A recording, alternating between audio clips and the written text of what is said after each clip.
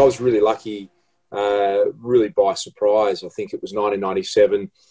We had a meditation teacher who came to the club, and I started this guy called Steve Griffith, who was David Smorgan, who was the president of the board, insisted that he had a couple of hours a week or 4 hours a week with us. And it was a handful of the younger guys. I was probably 18 or 19 that were a bit more open-minded than perhaps Doug Hawkins and a few of my teammates at the time thought it was a bit of a bridge too far. But I just developed this sort of routine of meditating twice a day for 20 minutes. Didn't think about it, didn't overly really analyse it until I finished playing football, and I stopped doing it.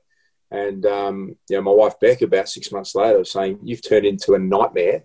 And I just put it down to just adapting to the next part of your life and getting busy and trying to work it through. But I then really started to delve into, hey, that actually was serving me a lot better in so many areas of my life, along with a lot of other things, and they are pretty simple, those messages about what you eat, how you exercise. If you can take some time out in that space for your mental health. And I think that to me is a great passion for me, is that I think everyone would be united by wanting to live a happy life or a successful life, wanting to achieve life with balance. But what do you do every day that supports your mental health? And most people haven't really got a great answer for that question. And some will say play golf, or I go for a run, and I go to the gym. All those things are really worth it. And we understand physical fitness. If you want to get fit, you need to eat well and you need to train at some level or do something on that line. But most people, I think, still haven't opened their account in something that helps them really mentally go well from day to day. And I suppose, you mentioned the House of Wellness. When the opportunity came to do a TV show based on wellness,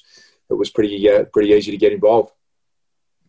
I think the thing I'm hearing there, Pete, is routine sets you free. And if you've got a routine that serves you, it's really great. And I think in this day and age, when everyone wants meds to get them through, Luke, it's interesting that, medication could be, that polypharmacy that we talk about, or it could be an acronym for meditation, exercise and diet, which are three big things that you've found served you well. If someone was listening to this right now and going, I've heard all this before, and it's not knowing what to do, it's actually getting on and doing what I know. How would you suggest that they could take the step from knowing it intellectually and doing it and bringing it to life?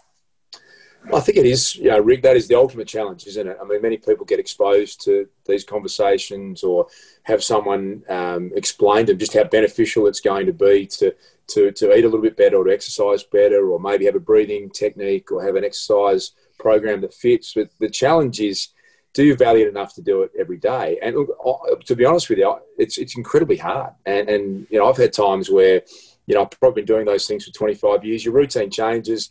Like this year, suddenly I'm doing the radio show from home. I can sleep in that half an hour longer. I normally get up first thing in the morning. I dropped a 22-year routine in 3 weeks and just dropped it cold. I hadn't even realised again. I was like, God, I just started gravitating back away from things that weren't working for you. So, look, it's not not saying it's easy, but I think if you can actually get an understanding and have a period of time what it's like to feel good by the things that serve you well, you've always got a reference point to go back. Now, don't be too harsh on yourself, because it happens, And I'm a big advocate for 80-20. When I first started talking openly about meditation, I could feel my mates rolling their eyes and going, geez, how boring has he become?